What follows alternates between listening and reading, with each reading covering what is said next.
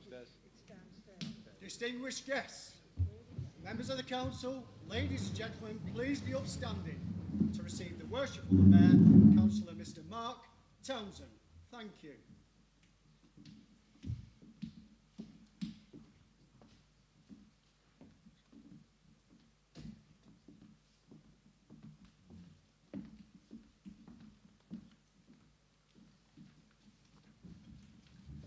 Good evening again, Council. Good evening, Mr. Mayor.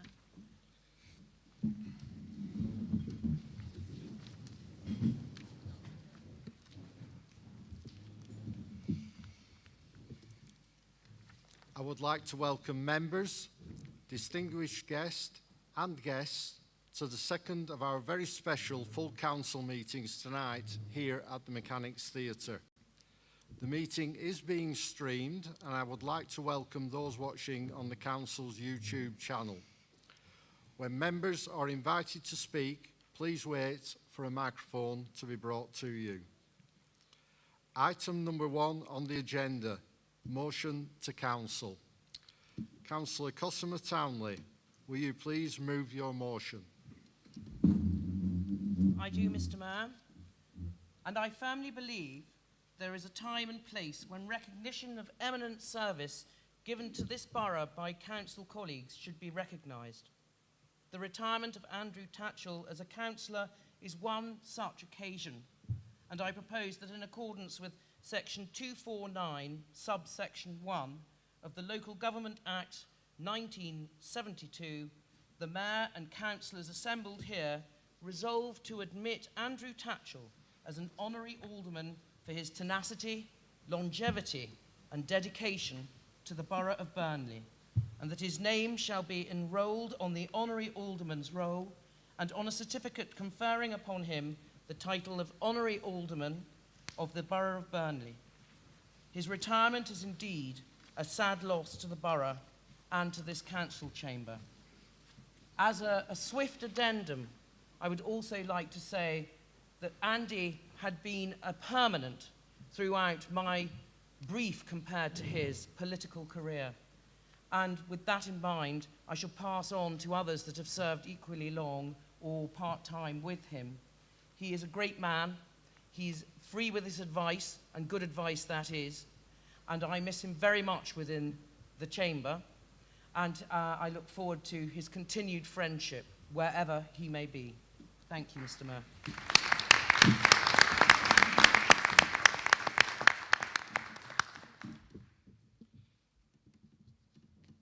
Councillor John Harbour, do you second the motion? Thank you, Mr. Mayor. I will second the motion and, with your permission, say a few words. Mr. Mayor, colleagues, distinguished guests, ladies and gentlemen. When I was asked to second this motion a couple of weeks ago, I have to tell you that my heart sank. Now, I know that sounds terrible, but I'm sure as this speech progresses, you will understand the reasoning why I said that. I took a look at the wording of the motion, and these 3 words struck a chord with me: tenacity, longevity, and dedication. These 3 words fit comfortably in describing what I think Andy is all about. I have to be honest with you and tell you that they were not the 3 words that came into my mind when I was thinking of describing my friend. However, I quickly came up with another 3 words that would suit him perfectly. But again, bearing in mind that this is a special occasion, I thought the better of it and decided perhaps it may be wiser just to give myself a little more time and consider my options. Then I got round to thinking about the speech itself, and quite frankly, it filled me with dread. I know for a fact that I'm not the world's best speaker, or indeed a good speechwriter. So what did I do? I turned to my friend for some guidance and advice and asked him for his thoughts on how to get through this ordeal. And while we were at it, could he help find my own 3 key words? So he thought for a moment and then said, the answer to your fear and trepidation around this speech is quite simple. Delegation. Don't burden yourself with anxiety, just delegate. So I have to say, this man's a genius. So there is my first key word, delegate. And at this point, can I just introduce you to Mick Cartledge, our Chief Executive. And Mick, can you find one word that says something about Andy and perhaps give us as an example of why that word has meaning to you? Thanks, Councillor Harbour. Yes, the word that I was going to use tonight is facilitator. I've worked for the council now over 20 years, and I remember Andy throughout that period. And I think one of the things that's always impressed me about him is his ability, especially in really complex and divisive issues and topics, to basically build bridges and to actually get people to put aside their political differences and work together to really address those issues and work for the common good. So that's the word for me, Councillor Harbour. It would be facilitator.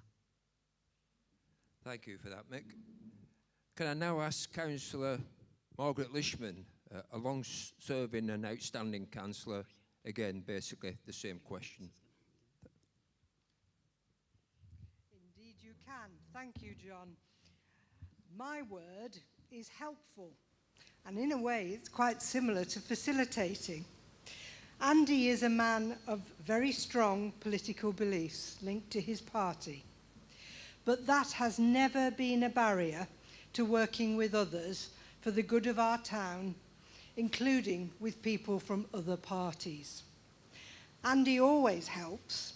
When I asked him, he got involved with the Council Dementia Working Group. He didn't hesitate, and I know he will continue to support that work. When I suggested he became a member of the board of the Clarets Trust, how could he refuse as a lifelong Claret? Andy is always there when you need him and always willing to help. So my word is helpful. Thank you, Maggie. Can you see how this delegation's working? It's absolutely brilliant. I've got to throw off my speech and other people have done it for me. Can I ask Charlie Briggs, former leader of the council, to perhaps find a word for us? Thank you.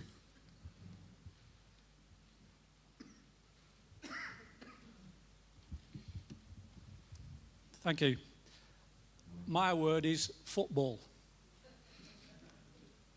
And these are taken from the minutes of the Burnley and District GPO Sports and Social Club meeting of the 13th of the 11th, 1980. The football team lost an hard-fought game at Wigan 3-2 after being 2-0 up at one stage. I've wondered for nearly 40 years, in the last few minutes of the game, we got a throw-in. And somebody took it, and I've had nightmares ever since, because the ball ended up at the feet of the centre forward and then it back of our net, and we lost 3-2. So I'm just wondering if Andy can, at one stage, please tell me who that gentleman was. Finally, going on from there, I just want to say thank you for all his help he gave to my wife, Lynn, in her final few years. You were wonderful, and I am very grateful to have been a friend of yours for over 40 years. Thank you, Andy. Thank you. Okay, moving on now. I'm going to move to my second key word, and this is a word I actually thought of myself. So I've got down there, humble. In my opinion, you could not meet a person who is more humble than Andy. Over those 20 years of public service, not once will you have seen him courting publicity for what he had done. He just went out there and did it. When the council was facing its toughest challenges, he was there along with others, calmly and quietly helping to bring stability back to our town. He highlighted before anyone the blight of Perseverance Mill site in Padiham, calling it the borough's biggest eyesore. He called out the injustice many Padiham residents felt when we were not included in the Elevate programme. And you know what? Even back then, colleagues from all political parties recognised that he was not doing this to try and score political points against them. He was doing it because he was a good councillor and a good advocate for Padiham.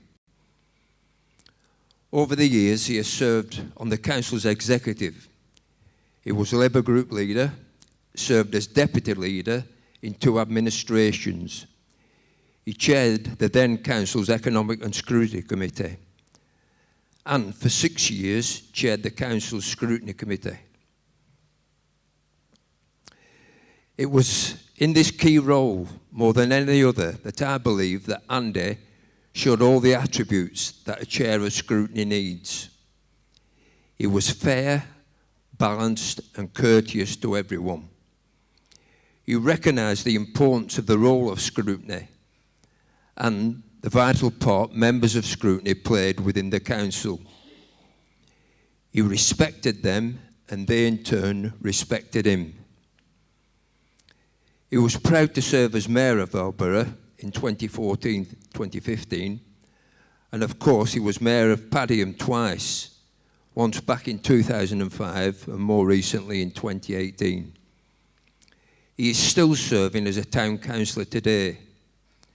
It's a remarkable record of public service, and he fully deserves the accolades he is receiving today. Moving on now to my third key word, and this takes us away slightly from this former council role and perhaps gives us a further insight to the man himself. So the third word, my key word, is unpredictable. Unpredictable. Who would have believed that back in 2014, when I was nominating him to be our mayor, he was a 60 cigarette a day man. And then, I think it was back in 2017, again, without any fuss or drama, he just quit smoking. No messing around with patches or vapes or anything like that. Bang, that was it. He just stopped. So tenacity, I think, comes into it there as well.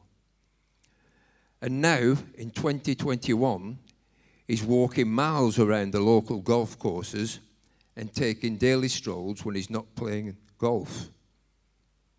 Who could have predicted that? Back in 2014, he was a collector of antiques, musical, historical and sporting memorabilia. In fact, his cellar, or man cave as we used to call it, was packed with all these goods. His musical taste included Elvis and country music. And as some of you also know, he could also lay down a tune from any era. But now in 2021, what have we got? We have a house full of pink toys and constant renditions from him of the Let It Go from the Frozen music, from the Frozen film.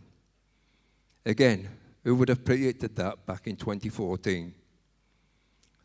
Mr. Mayor, I'm sure my friend will reveal all on how these changes came about when he gets us to speak in a minute or so. And again, I'll just thank you for your kindness in letting me pay this tribute to my colleague. Thank you, Mr. Mayor.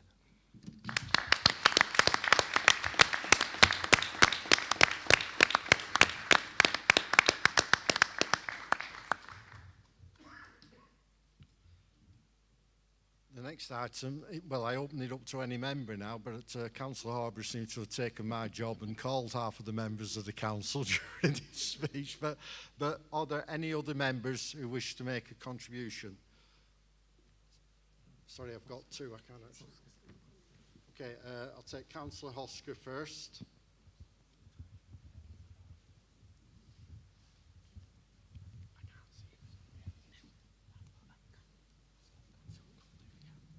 Thank you, Mr. Mayor. I'd just like to congratulate Andrew Thatchell on the reward well deserved on behalf of myself personally and on behalf of my group. Well done.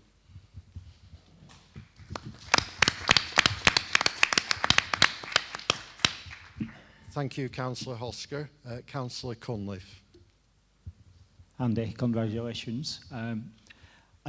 I believe I'm probably one of the few people in the room that hasn't even met you before. So I feel like a bit of an intruder. But the word, following on from Councillor Harbour's suggestion, is inclusivity.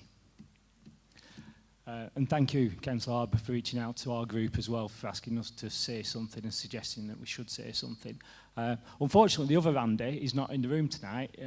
He can't make it tonight, can cancel a few things. But he did ask me to say a few words, because when he was a new member of a new party in the council, you were one of the first people that he came across. You were the chair of scrutiny at the time. And Andy felt that you made room for an open discussion that allowed differences of opinion that not only meant a lot to Andy personally, but most importantly, it benefited the residents of his ward because he was allowed to represent them democratically. And I think we all agree that democracy is definitely strengthened and improved when councillors are able to work with those from other parties. I really hope there will be many councillors like Andy Thatchell, is Andy's words. So, and on inclusivity as a new member, I was lucky enough to inherit your iPad. So I'm hoping that some of your inclusivity is going to rub off on me in future years and over the next few years at least. So thank you, Andy, and enjoy your evening. Well done.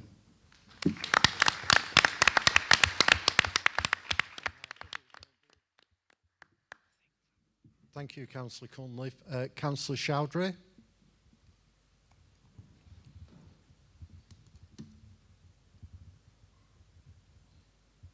I have known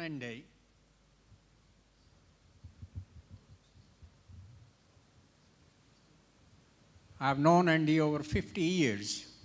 When I first joined the Labour Party back in late 70s, and he's been a mentor, a very good friend, and a very good advisor, not only to myself, but majority of us, the newcomers. In those days, we need some kind of guidance from our colleagues because we didn't know anything about the politics, and I do appreciate Andy, and I do wish you all the best for the future. And I'm really happy that you have gone to that stage. Thank you very much. Thank you.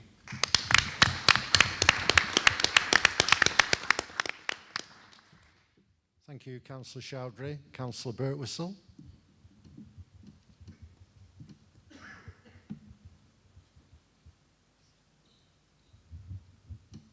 Thank you, Mr. Mayor. I think my words would be staying power. I mean, I've been on this council since 1983, and Andy is one of the old stagers who's been on this council with me, and I have to say that I feel somewhat bereft of the experience that we will lose in this council chamber because Andy has decided to leave town and set up in Clayton Moors and live there, and I wish him all the best there. But I will miss Andy for his experience, his guidance, his friendship.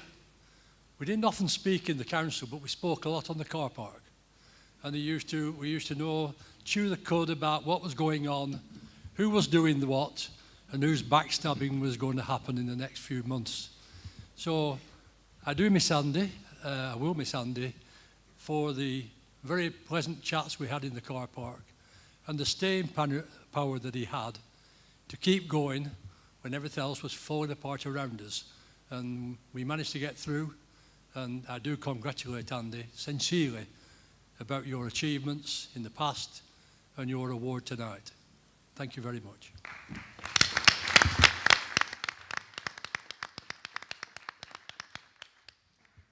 Thank you, Councillor Birtwistle. I don't believe I can see any other hands. So the motion has been moved. It has been seconded. So we will now go to the vote. Can all those in favour please show?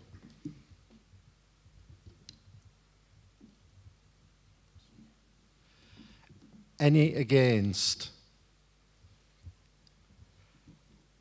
I declare the motion carried.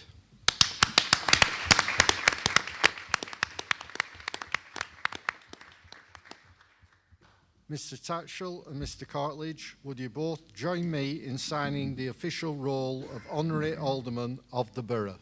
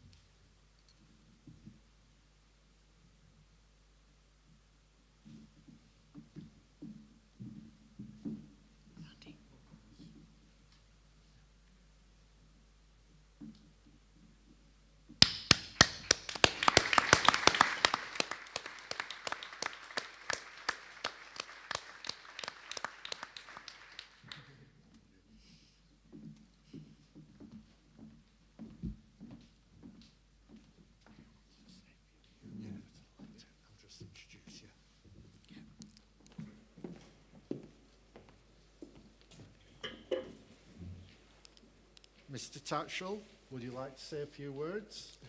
Thank you. Mr. Mayor, Madam Mayoress, and we're all pleased to see Kerry here tonight after what she's been through.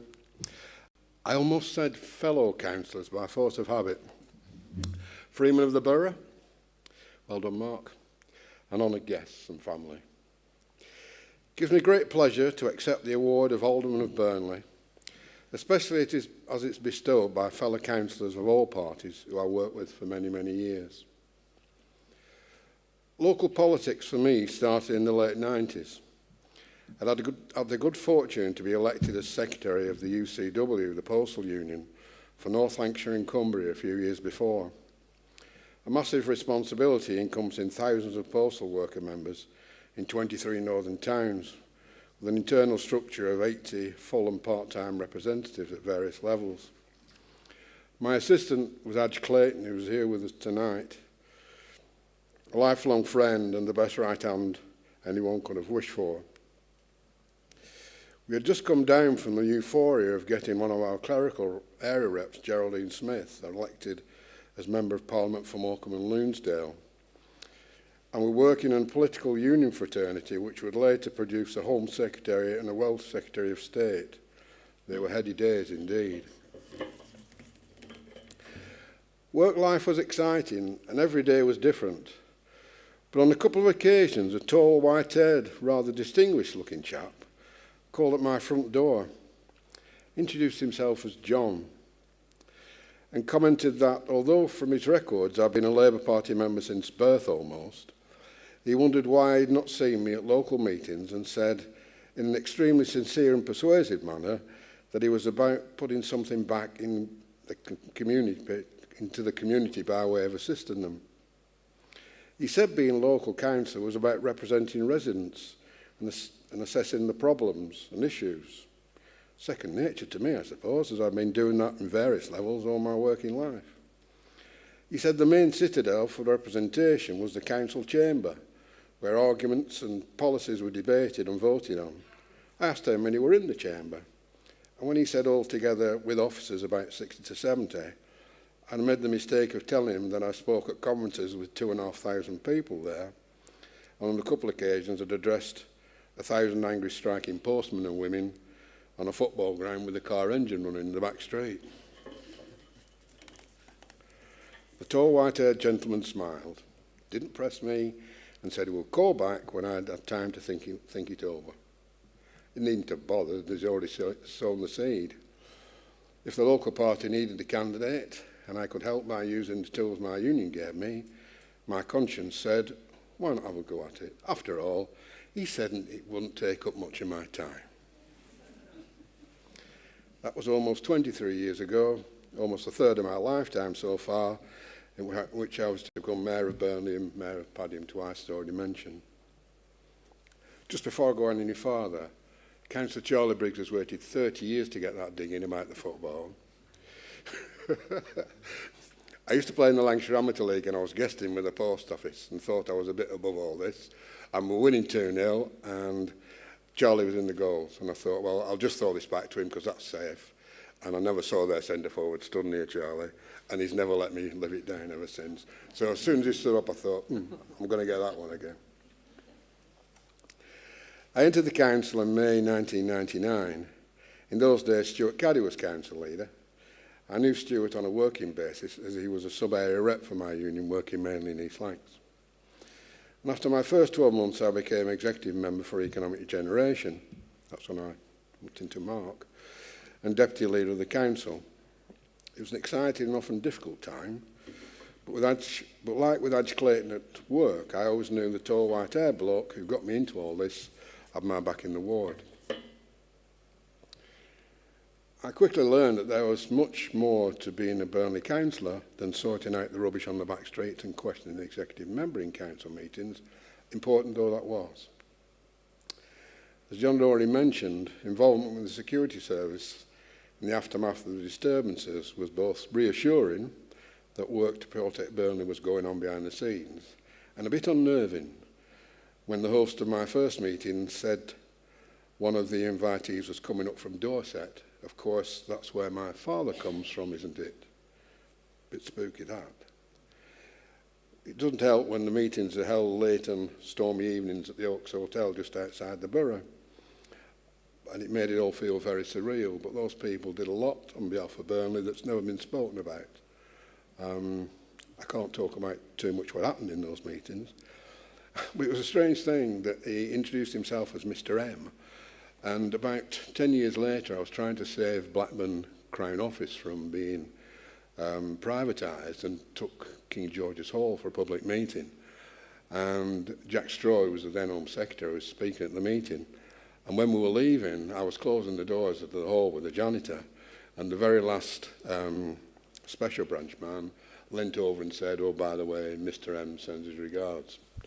I stood up on the back of my neck.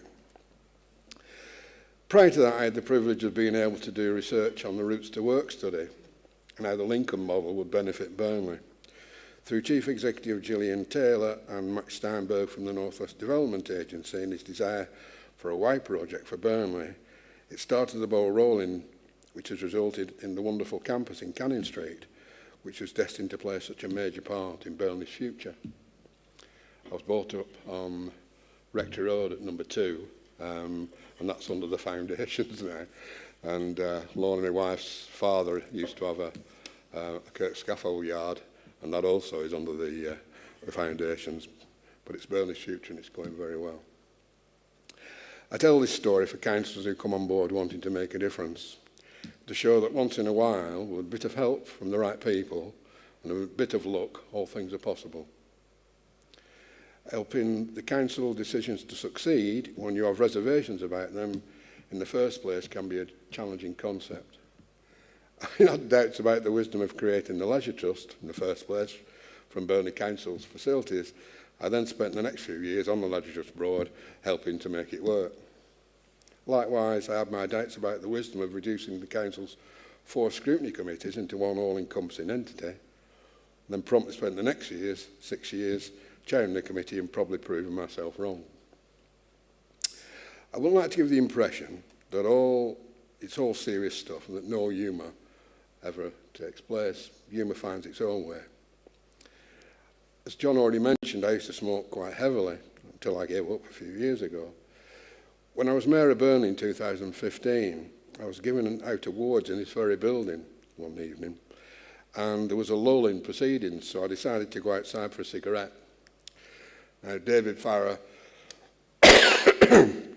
wasn't a fan of my smoking habit, because wherever I went outside, he had to follow me because I had the chains on, and it was part of the insurance. So I went outside and we're chatting away, I'm having a cigarette, and just then the X43 from Manchester pulled in, right opposite the front door where we stood. And a lady on the bottom row decided she was going to wave at me rather than enthusiastically. And not to be impolite, I returned the gesture. And then what happened next will always live with me, because the whole of the bottom row started to wave. Somebody must have shouted upstairs, the top row started to wave. And as the bus went away, the whole of the thing was completely balmy. David Farrer, who wasn't known as a humorist, as people who know him will know, turned to me and said, you know, they're going to think Burnley's a really friendly town when the mayor waves all the buses in and out. I just thought, perhaps today's mayor might want to take that up as a...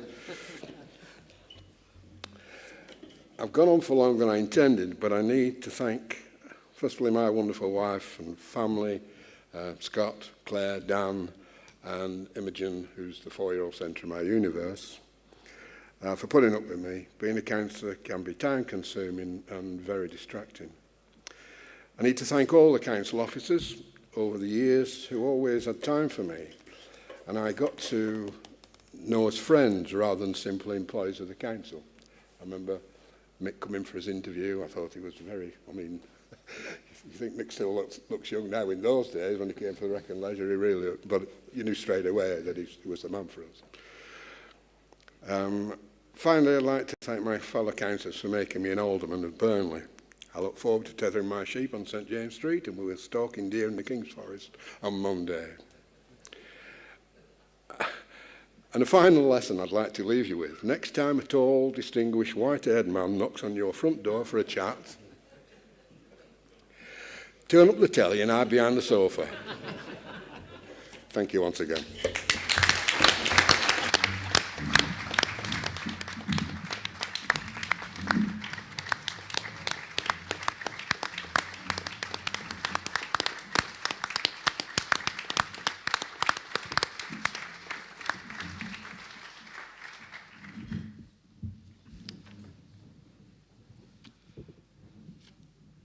And that concludes the business for this meeting. I'd like to thank you all for coming to these very wonderful meetings. We've got 2 very fine awards and great honours that certainly I've been in the chair, as these honours have been awarded to both Mark Crabtree and Andy Tatchell.